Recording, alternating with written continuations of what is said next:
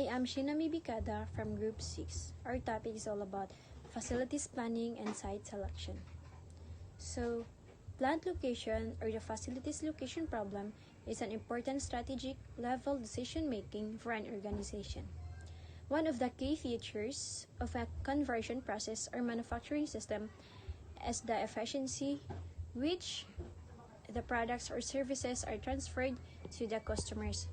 So, ang kaning plant location or facility location nilang kuan siya critical strategic decision for any organization.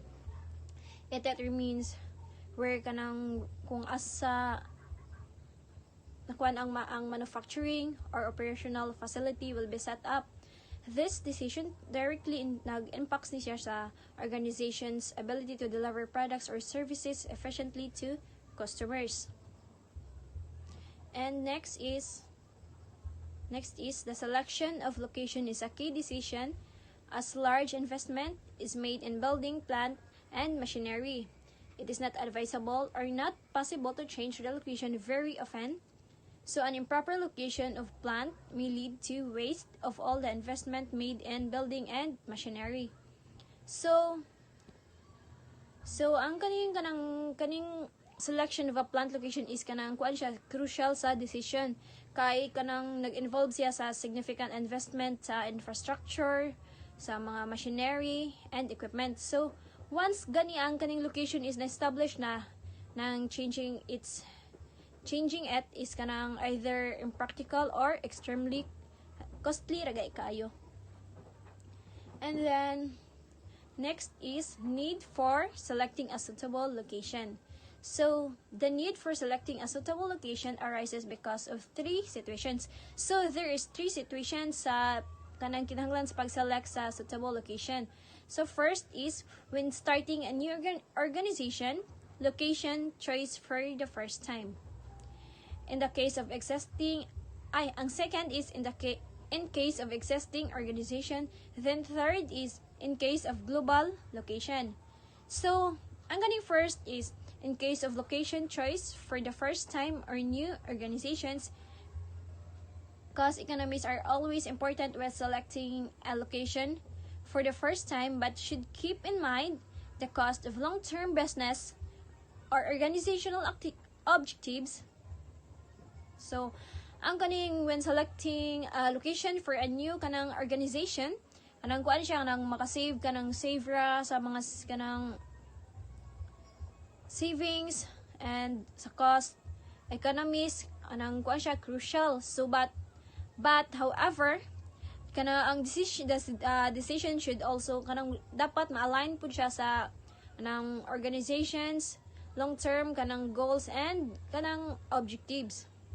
Then second, so the factors to be considered while selecting the location for the new organizations. So, identification of region.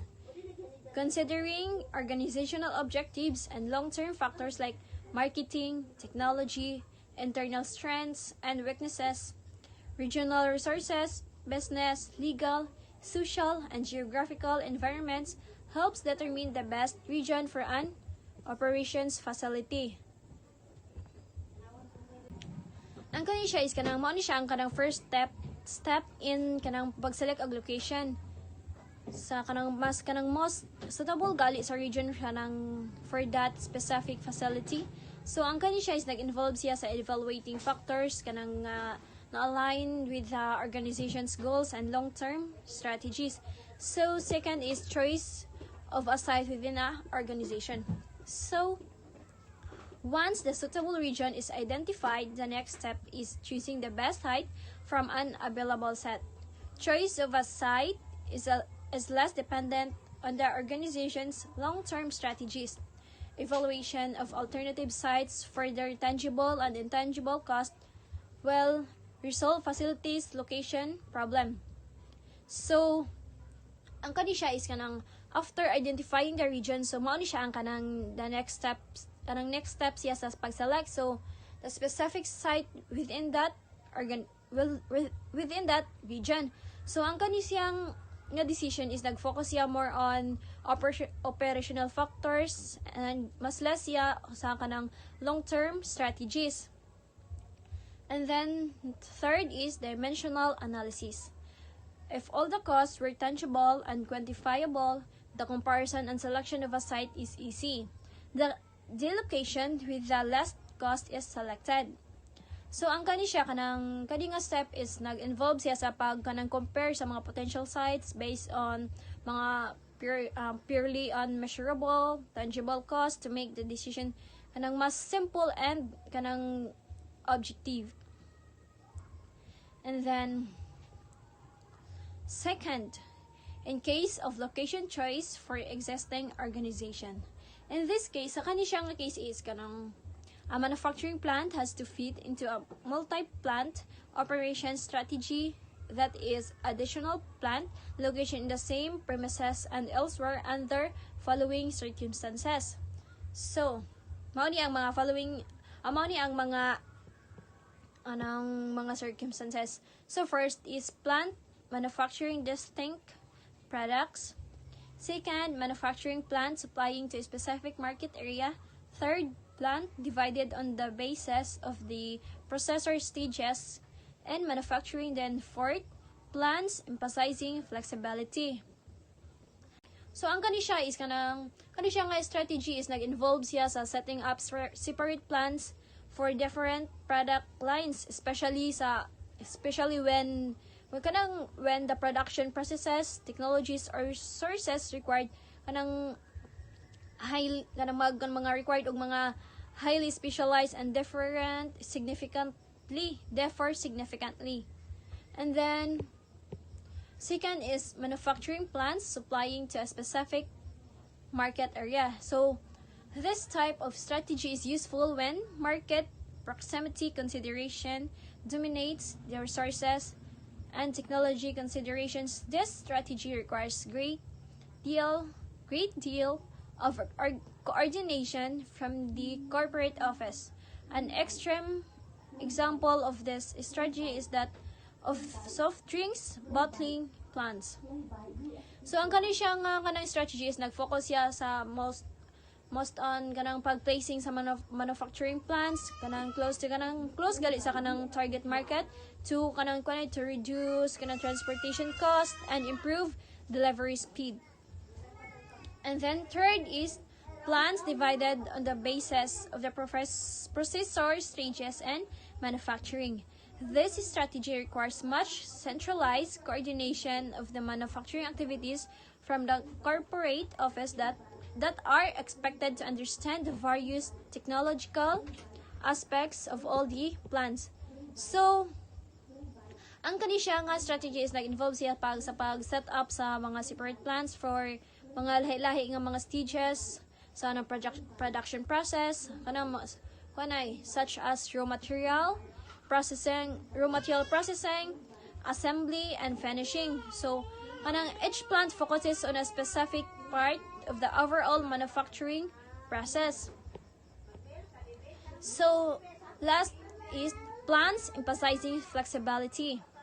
This requires much coordination between plants to meet the changing needs and at the same time ensure efficient use of the facilities and resources.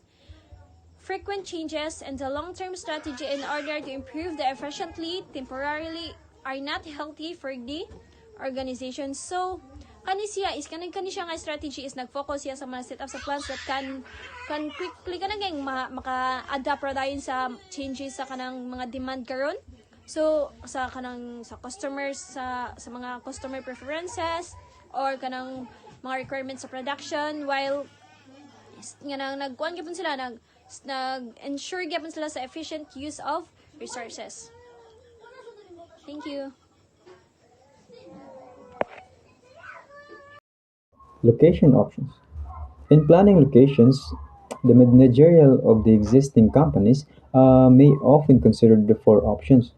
First is to expand an existing facilities. Kung ang imong business o kung ang ilang business is mo taas ang demand sa market is ila nang automatically expand ang ilang facilities. So number 2 nga options nga ilang buhaton is add new locations while retaining the existing ones. So, kung ang market demand is mas modoble pa, is kailangan nila og bag-ong locations nga ilang ibutangan sa ilahang business while retaining sa katong existing ones nila. So number three nga options sa mga managerial nga ilang buhaton is to shut down at one location and move to another. So ang katong ilahang ibuhat gani nga dili mo click or sa katong location nga ilang gipili is ila to i-shut down atong location ug mo mangita sila og lain kay mao man ang ilang trabaho. So number four is do nothing. So kan sa number four nga option nila sa ang ilahang business kung ang ilahang business is kanang okay na gani ang kita is wala na sila buhaton, right? So global locations, so let us move to global locations. Since nag talk man ta about sa location, so ang kaning globalization is mo na siya nag-open sa new markets, which is it means that increasing dispersion of manufacturing and service operations around the world. So kaning globalization is a worldwide trade ni siya nga mga outsourcing operations bitaw to another companies in ay matawag siya foreign locations. So number three ay next is facilitating factors. Sa facilitating factors, there are two keys of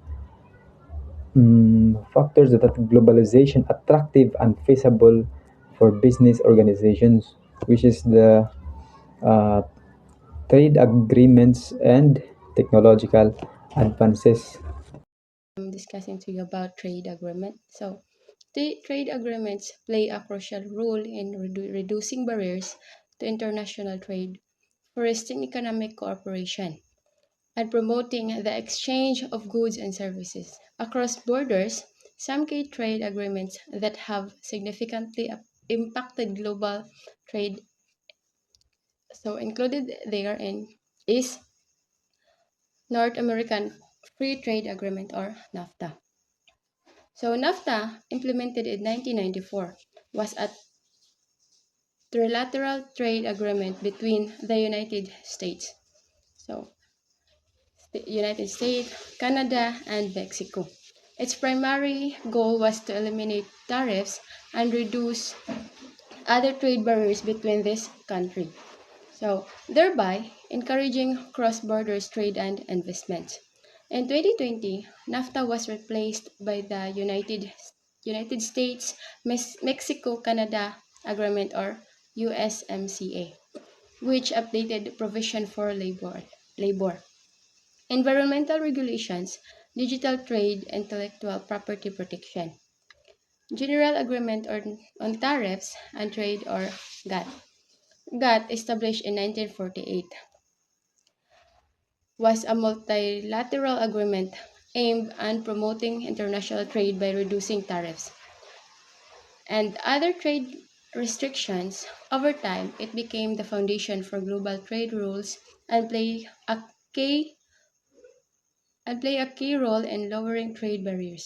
In 1995, GATT was replaced by the World Trade Organization or TO, which expanded its scopes to cover services, intellectual property, and dispute resolution.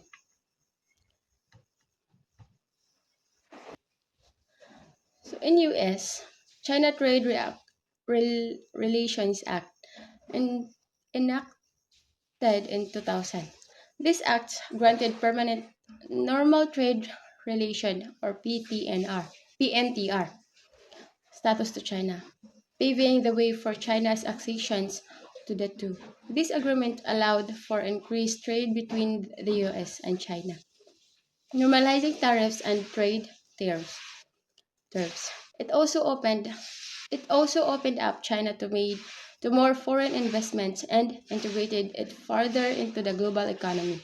These trade agreements have led to increased market access, enhanced competition, and greater economic growth for participating countries by reducing tariffs, eliminating quotas, and addressing non-tariff barriers. However, they have also sparked debate using tariffs, eliminating quotas, and addressing non-tariff barriers. However, they have also sparked debate about their impact on labor market, environmental standards, and local industries. So the second is technology. Technological advances in communication and information sharing have been very helpful. These include faxing capability, email, cell phones, teleconferencing, and the internet. So, technological advances have revolutionized communication and information sharing, make them faster, more efficient, and accessible. Here's a brief look at how each has contributed. Faxing capability.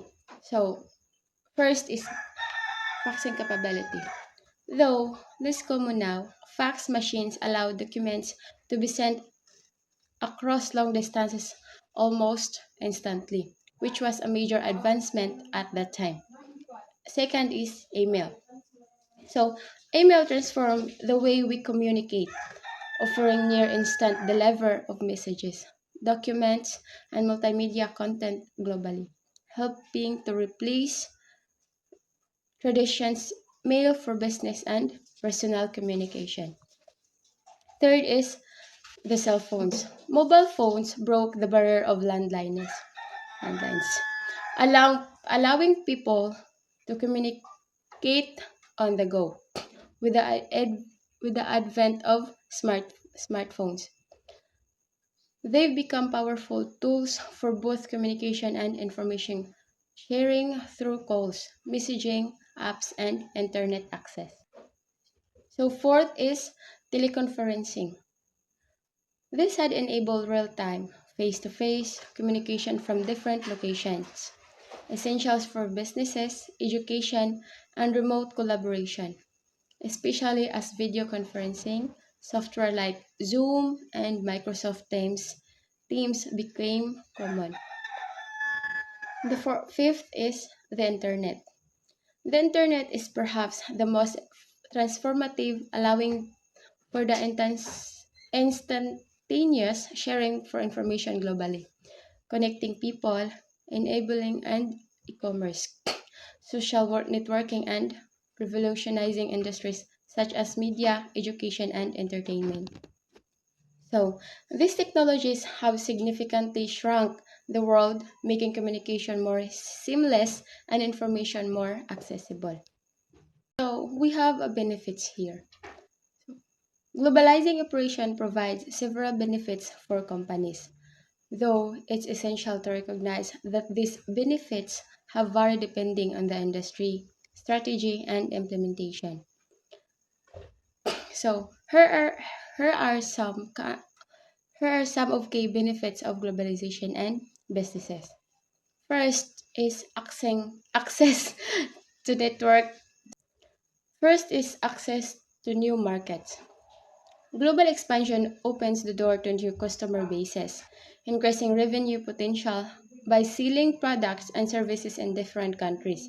Second is cost efficiency.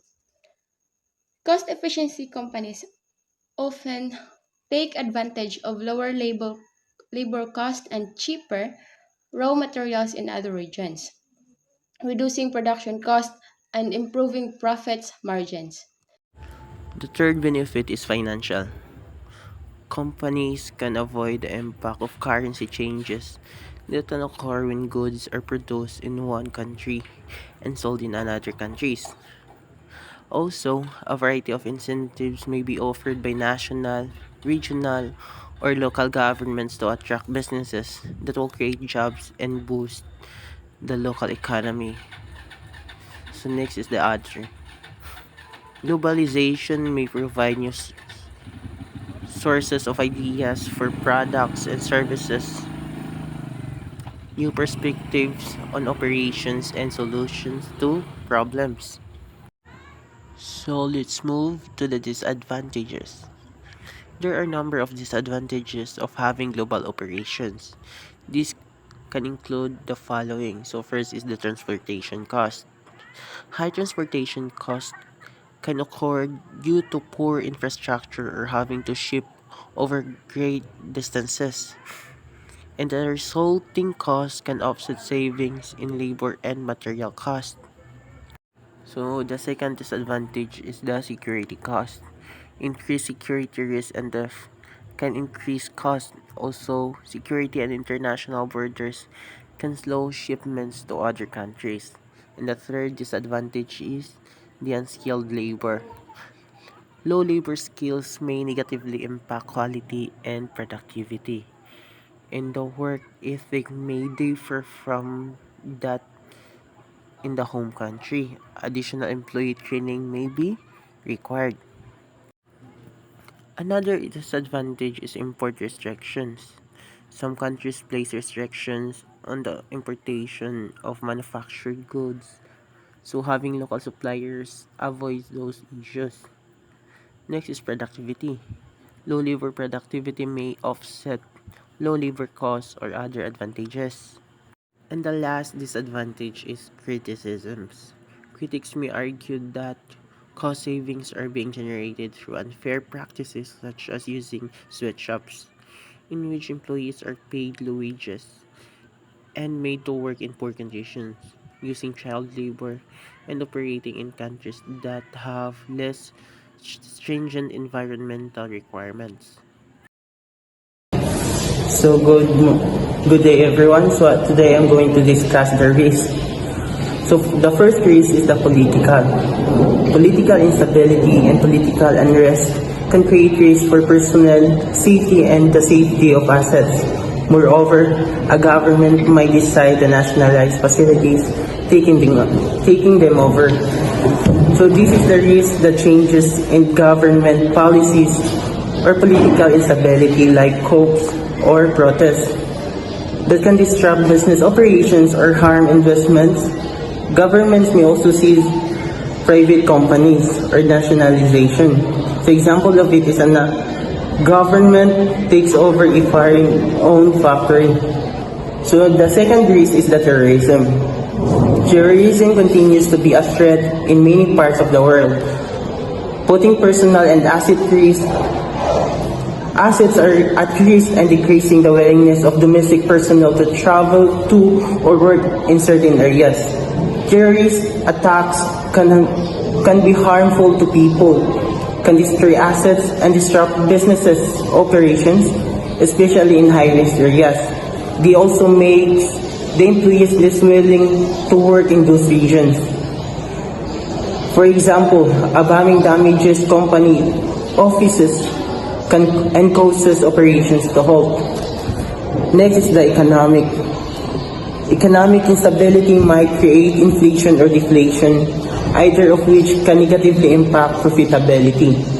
Economic changes like inflation or recession can hurt a company's profits by increasing costs and reducing demand for products. For example, inflation raises the cost of raw materials, cutting into profits. The next risk is the legal.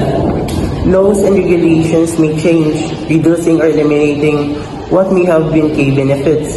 This involves the risk of new or changing laws that could negatively affect business operations, such as higher taxes, stricter regulations, or new compliance requirements.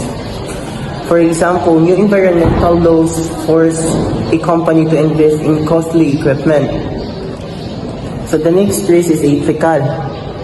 Corruption and bribery are common in some countries, may be illegal in a company's home country, like for example illegal in the United States. So this is the risk that a company might face legal or reputational damage if it engages in unethical practices such as bribery or exploitation, especially if those practices are illegal in its home country. So for example, a company gets fined for bribing officials in a foreign country. So the next risk is the cultural. Cultural differences may be more real than apparent.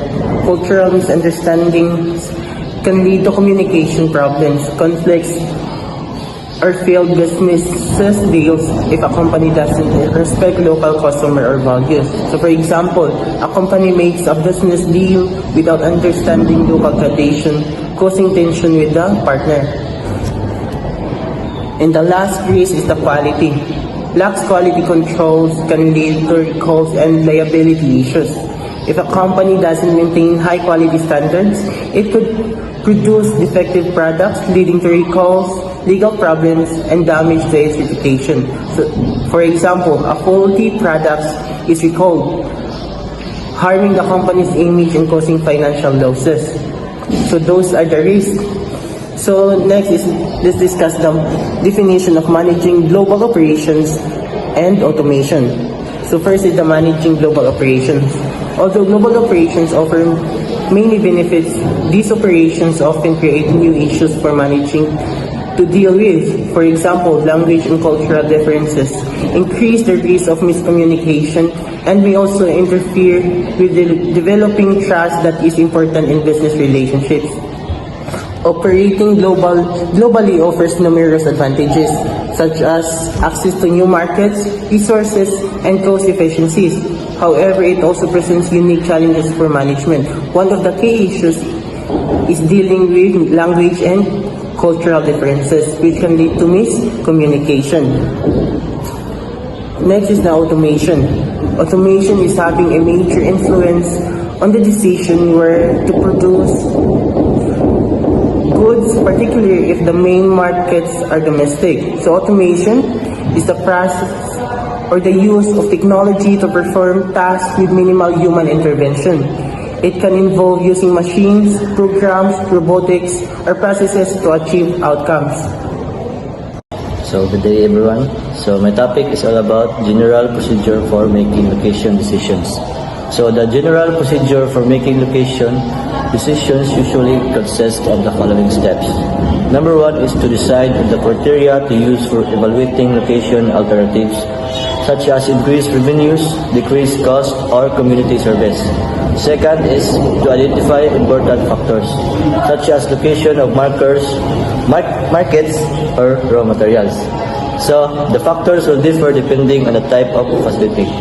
For example, retail, manufacturing, distribution, healthcare, and transportation all have differing factors that guide their location decisions. Third is develop location alternatives. So first is to identify a country or countries for location. Second is to identify the general region for allocation. Next is to identify a small number of community alternatives. And last is to identify site alternatives among the community alternatives. Fourth is to evaluate the alternatives and make a selection. So in identifying a country, each country carries its own sets of potential benefits and risks, and decision makers need to absolutely clear on what those benefits and risks as well as their likelihood of occurrence so that they can make an informed judgment on whether locating in that country is desirable. So another factor to consider is the currency and exchange rate risk that occurs when producing in one country and buying or selling in another country. So next is companies must transact business in the currency of the country they are involved. So when deciding to locate a business in a specific country, decision makers must carefully evaluate several factors, including benefits, risks, and financial considerations. So next, identifying a region. So these primary regional factors involve raw materials, markets, and labor considerations. When selecting a location for a business or production facility, firms consider various factors related to raw materials, labor, and external conditions. So here's an explanation of the key points. So first, location of raw materials. So firms may choose to locate near or at the source of raw materials for the following reasons: the necessity or the certain industries like mining, farming, forestry, and fishing. So these activities must occur where the resources are available. For example, a mining company must operate near mineral deposits. Next is agricultural businesses require fertile land for farming. Next is the perishability for industries dealing with highly perishable goods, such as fresh produce or seafood. So proximity to the raw material source is crucial to reduce spoilage and maintain quality. Next is the second is the labor factors. So primary labor considerations are the cost and availability of labor, wage rates in an area, labor productivity, and attitudes toward work. And whether unions are a serious potential problem, labor availability and cost are crucial in determining a business location. So firms evaluate the cost of labor. Wage rates in a specific area influence the cost of production. So regions with lower labor costs are attractive for industries with labor-intensive operations. Number 3 is other factors. So climate and taxes sometimes play a role in location decisions. So for some businesses, climate plays a role in operations. For example, sa agricultural production. So it is often depends on suitable weather conditions. Next is tourism-related businesses may thrive in locations with favorable climates. Next is the taxes. So differences in tax policies such as corporate taxes, property taxes, or tax incentives can impact the cost of doing businesses. So companies may prefer locations that offer lower tax burdens or government subsidies. Next is to identify a community. So many communities actively try to attract new businesses, so offering financial and other incentives because they are viewed as potential source of future tax revenues and job opportunities. So when selecting a community as a potential business location, so both companies and local governments have important considerations. So here's a breakdown. So first is community efforts to attract businesses. Second is company considerations for choosing a community. So from the company's perspective, the community's appeal depends on factors that affect both operations and employee satisfaction. So last is identifying a site. So the primary considerations related to sites are land, transportation, and zoning or other restrictions. So when identifying a specific site for a business, the focus shifts to practical on-the-ground factors that directly impact construction, operations, and compliance. So here's an explanation. First is the primary considerations. The land, the factors like terrain, soil, quality, and topography influence suitability, especially for heavy manufacturing or large facilities. The evaluation of sites. So the evaluation of potential sites may require consulting with engineers or architects, especially in the case of heavy manufacturing or the erection of large buildings or facilities. So with the special requirements, soil conditions, load factors, and drainage rates can be critical and often necessitate certain kinds of expertise in evaluation. So, why site selection matters? So, choosing the right site directly affects a business operational efficiency, safety, and long-term growth potential. So, a poor site selection can lead to increased construction and maintenance costs, operational inefficiencies due to transportation issues. Last is by regulatory or environmental compliance problems. So by consulting with engineers, architects, and planners, businesses can ensure their site meets technical and legal requirements while aligning with strategic goals. So that's all. So good day, sir. My topic is all about multiple plant manufacturing strategies. So the first strategy is the product line strategy. This strategy implies product lines are produced in separate plants, and each plant usually supplies in the entire domestic market. So each plant makes a whole product or product line. So this is good for big companies selling across the countries. So for example, we have one factory for dolls, second for the cars, and the third one for the building blocks. So each factory makes complete product line and sells it over the country. So ang next is the market area plant strategy. So this strategy plans are designed to serve as particular geographic segments of markets like the West Coast and the Northeast. So, for example, when you say market area plant, so you have a factory for the West Coast and another for the Northeast. So each factory makes all your product toys, but only sells them only in its region. So next is the process plant strategy. So this strategy, different plants concentrate on different aspects of process. Automobile factories often use this approach when different plants for engines, transmissions, body stamping, and even rad features. So sa market area plant, so example for the process plant, so think of a car company. So where one plant makes of engine and the second is for the body of the car, and the next is the transmission. So that could be called the process plant.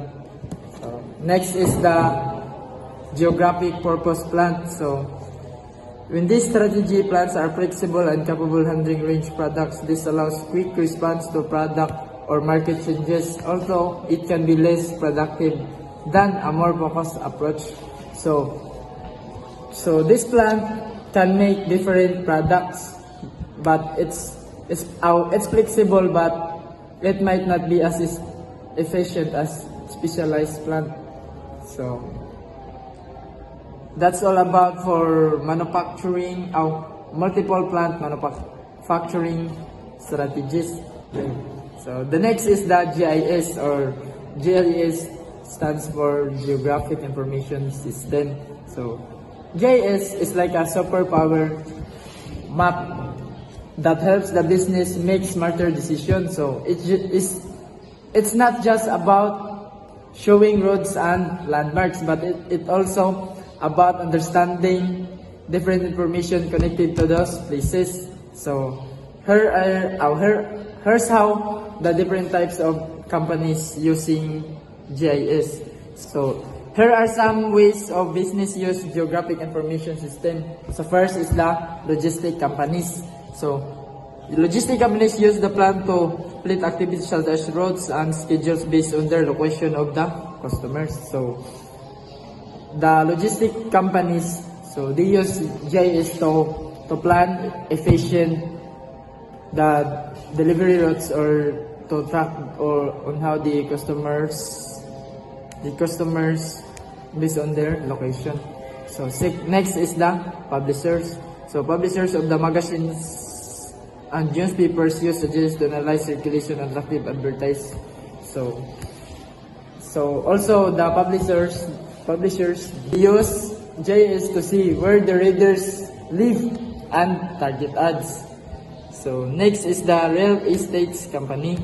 So they use GIS to show potential buyers where properties are located. So next is the banks. So banks also use GIS to decide where to open a new branches, and how to understand their customers. So next is the utility companies. So utility companies use GIS to balance their supply chain and the demand, or else finding problems. So next is the emergency service. So GIS allocate resources to provide equidate coverage where they are needed. So imagine you are a firefighter. So GIS helps you by knowing where you to go, or where you to resource allocation. So that's all about for geographic information system. So next, service and retail locations. So service and retail locations are typically governed by somewhat different consideration than manufacturing organizations and making location decisions. For one thing, nearness to raw materials is usually not a factor, not a concern about processing requirements. So retail sales or service are usually found near the center of the market they serve. Example included fast food restaurant, service station, dry cleaners, and the supermarket. So when the business decides where to open up, so think about when the business decide to where to open up. So they need to think about different things depending on what they sell or they do. For factories that they make, so for factories, what they make for make things like or the manufacturing, the location is often chosen based on, for example, the raw materials, and second one is the processing requirements. So but for the retails, so stores and services business, so they are a bit different. They usually don't need to be close to raw materials or have the special processing equipment. Instead, the most important thing is their customer. So they need to be located where the customers are. So that's all about for my topic. Thank you.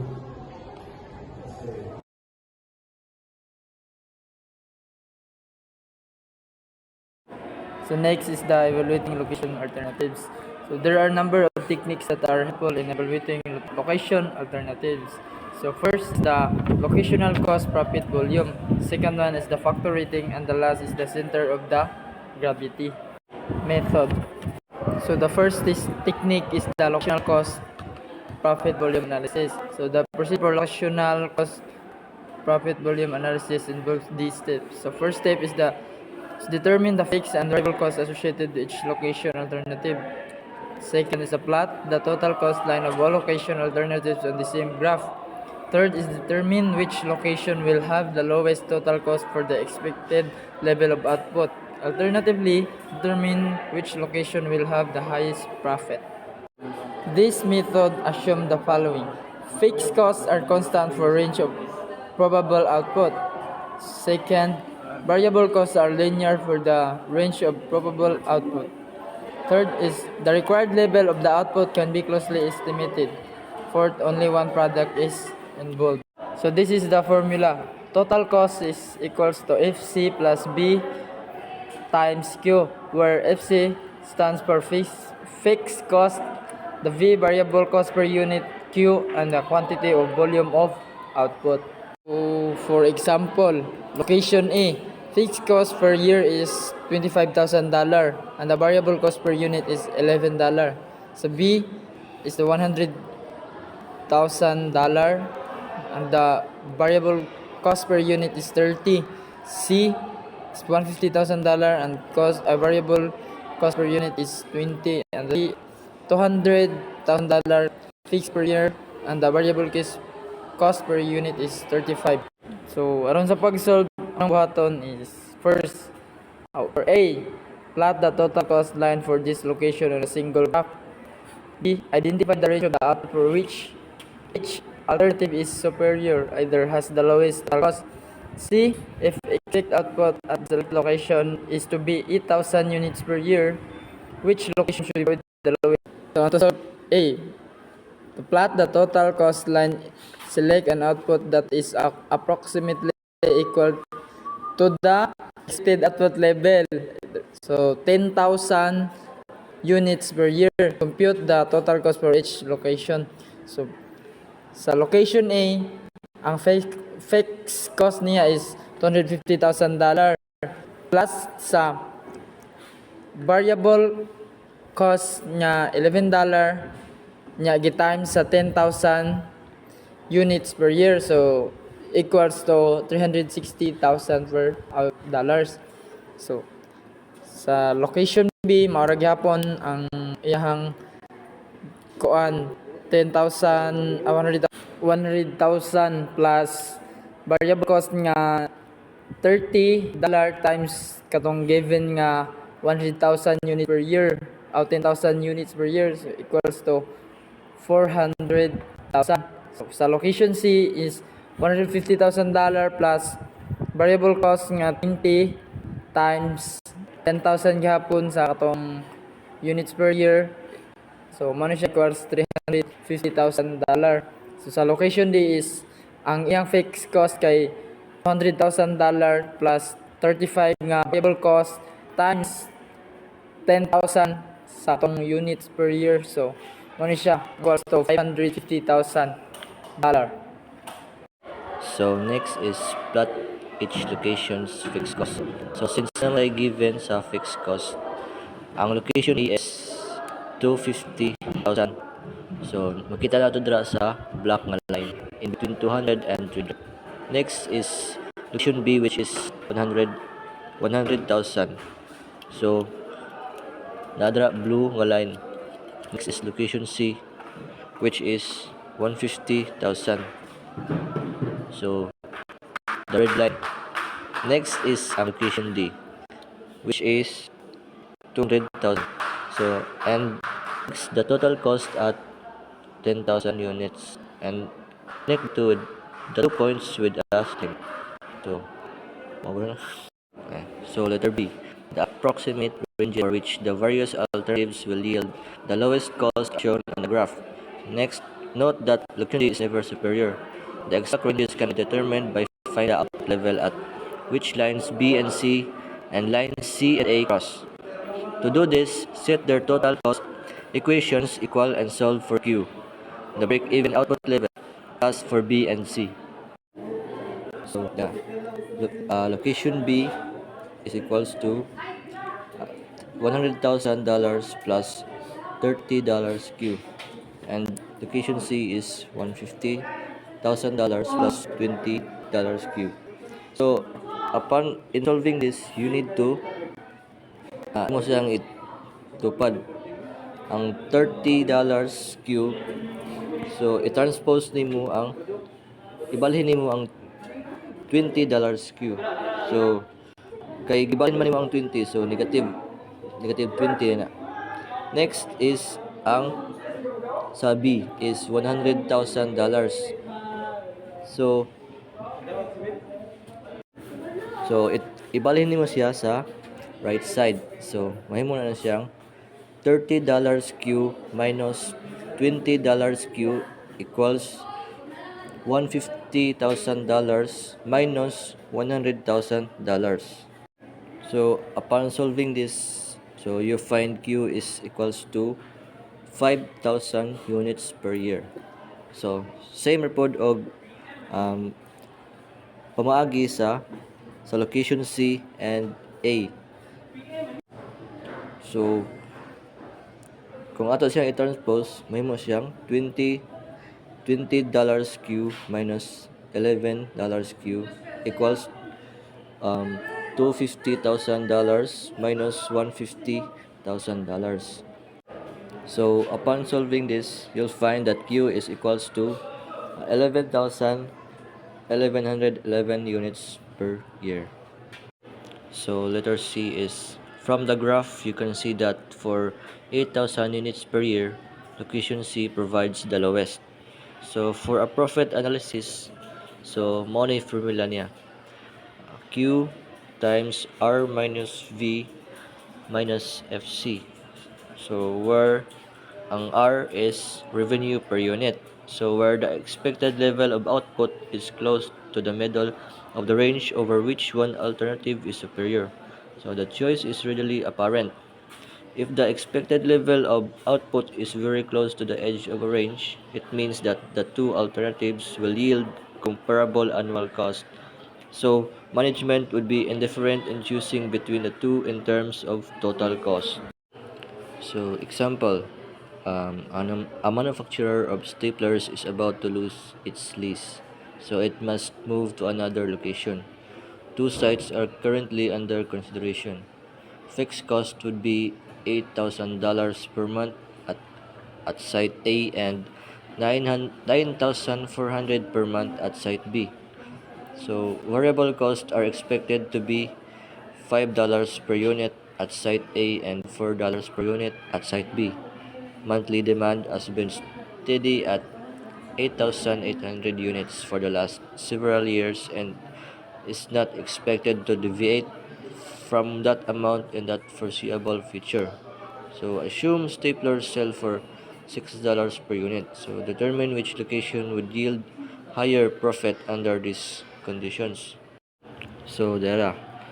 So ang site A is ang revenue niya is $52,800. Yung FC is $8,000. Yung V is $44,000. Og nakuha niya ang monthly profit nga $800,000. So based sa katong formula nga given, so wala sa ang Q is wala nang labot. So ari ta mag-focus sa revenue, revenue minus V minus FC. So $52,800 minus $44,000 minus EFC nga $8,000. So mao na nakuha ang $800,000. Next sa B is revenue is $52,800 minus V nga $35,200 minus FC nga $9,400. So mao ang 8,000. Yang monthly profit nga $8,200. Hence, site B is expected to yield the higher monthly profit. So the second technique in evaluating location alternatives is factor rating. So factor rating is a general approach that is useful for evaluating a given alternative and comparing alternatives. So kaning factor rating is diri ni compare ang mga alternatives if asa ka ng mas score. So the following procedure is used to develop factor rating. First, determine which factors are relevant. Example, location of market, water supply, parking facilities, and revenue potential. Second, assign a weight to each factor that indicates its relative importance compared with all other factors. Third, decide on a common scale for all factors, example 1 to 100, and set a minimum acceptable score if vary. Fourth, score each location alternative. Fifth, multiply the factor weight by the score for each factor and sum the results for each location alternative. And last, choose the alternative that has the highest composite score unless it fails to meet the minimum acceptable score.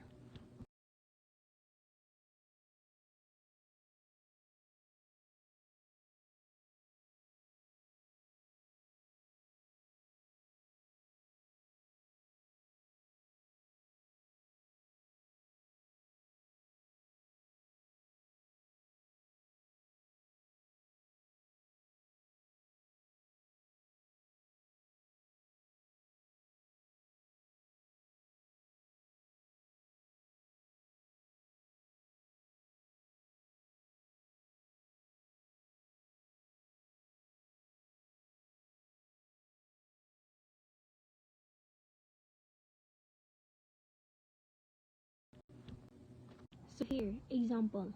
A photo processing company intends to open a new branch store. The following table contains information on two potential locations. Which is the best alternative? So diri makita na to ang table sa factor with alternative 1 and alternative 2. So let's proceed to calculation. And share another table. So here, tara, nakita na nga nakuha ng alternative 1, alternative weighted scores. So to get the weighted scores sa alternative 1 and alternative 2, we need to multiply the weight and alternative. So first, proximity to existing source.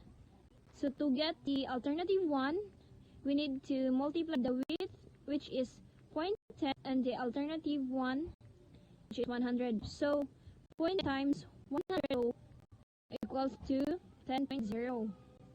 And then in alternative 2, we need to multiply the width and the alternative 2. Same process ra. So 0.10 times 6 to 6.0. Second, traffic volume. So ang width is 0.05 And alternative 1 is 80, so 0.05 is 80 is 4.0. And then sa alternative 2 is 0.05 times 80 is 4.0 gihapon. And then third is rental cost. 0.40 times sa alternative 1 nga 70, and so 28.0. And sa alternative 2, 0.40 times 90, so 36.0. And then sa size, 0.10 times 86, so 8.6. And then time 10, 0.10 times 92, so 9.2.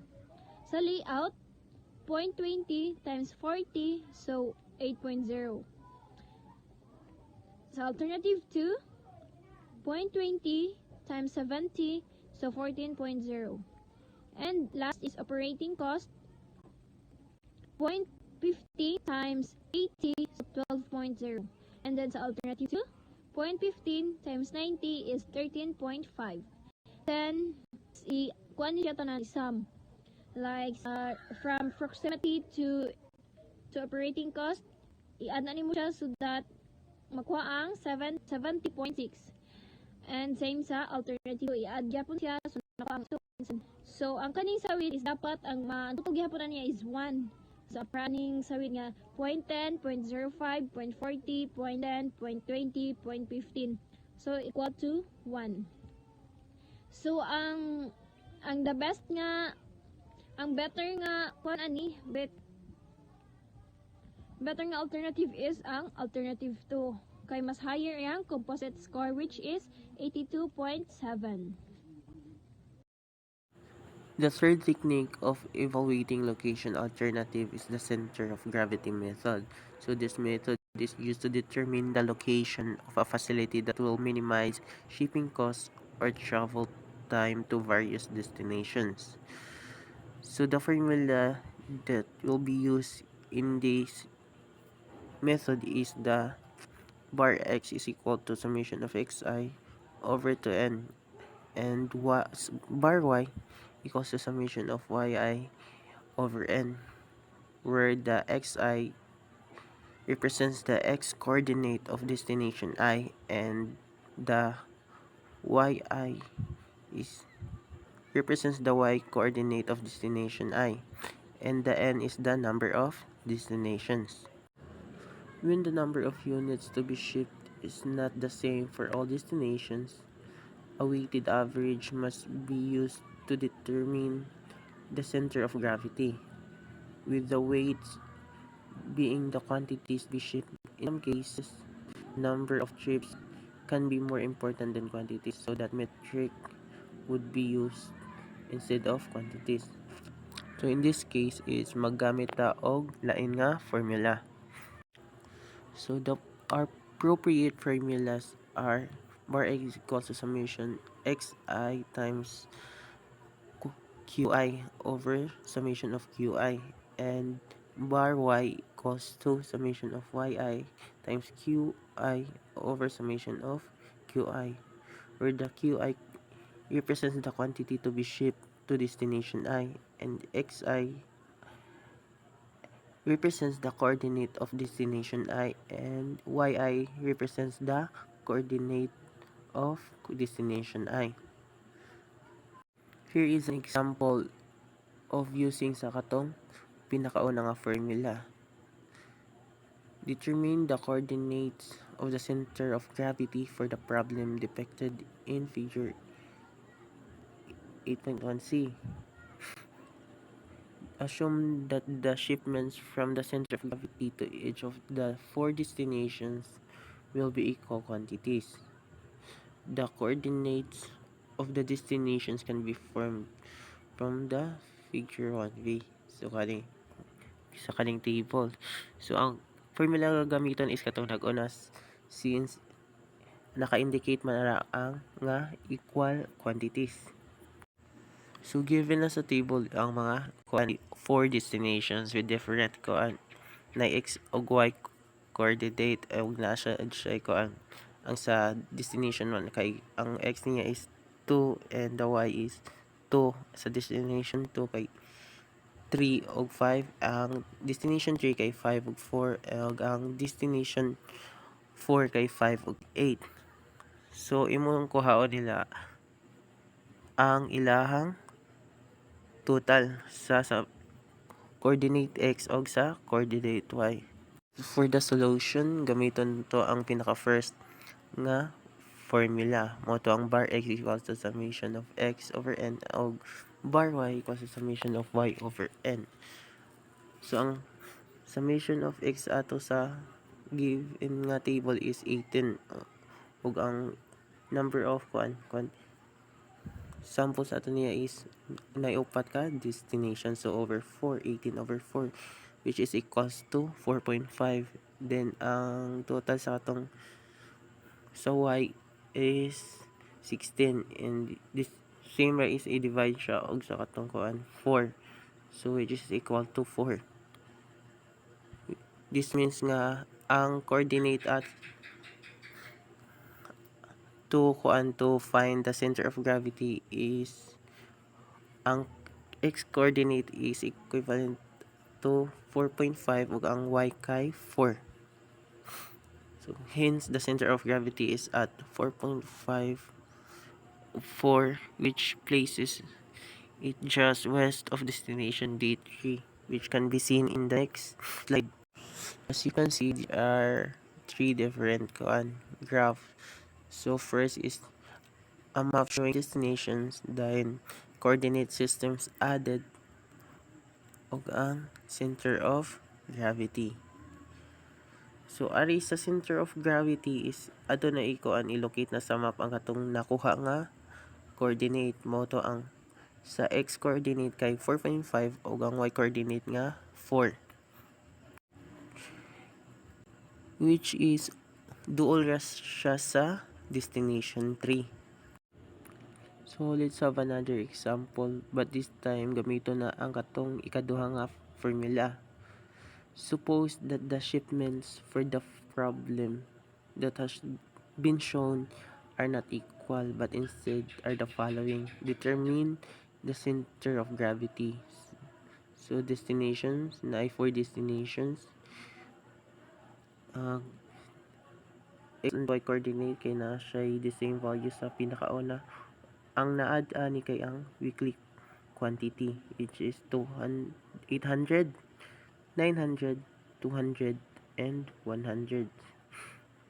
So ang next step ani is i-total ang weekly quantity.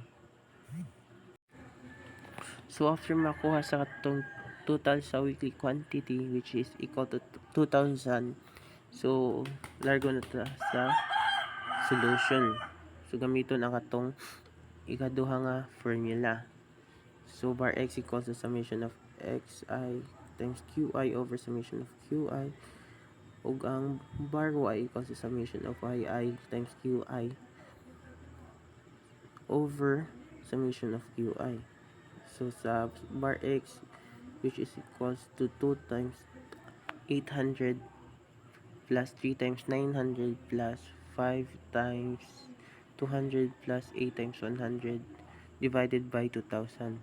So which is equal to 6,100 over 2,000. And the final answer is 3.05, which can be rounded off to 3. Ang sa bar y na po 2 times 200 plus 5 times 900 plus 4 times 200 plus 5 times 100 divided by 2,000, which is equal to 7,400 over 2,000. And the final answer is 3.7. So the coordinates of the center of gravity are approximately 3 and 3.7. This could place in the south destination of D2, which has the coordinates of 3 and 5. So after that is muna ang pag-graph. So ang x coordinate is equal to 3 ug ang y coordinate is equal to 3.7, which is not duol ra pod siya sa destination 2. In addition, aning the center of gravity method. So ang kani nga method is gamit siya sa different businesses aron to locate their facility kung asa mas dali ra guys sa ilaha ang pag-deliver sa ilang mga products sa ilang customers. So for example, katong gingon ni sir nga tag-iya sa Red Horse, ni ikaw kay naa kay suki or customer sa ulan aguho pa sa bituon. So as a businessman is maggamit ka aning center of gravity method to determine kung asa ang mas nindot nga location para tukuran sa iyong facility nga mas makadali ka o deliver na imuhang mga products sa imuhang customers nga ma-listen imuhang nitog ang makuha nimo nga time. So that would be all. Thank you.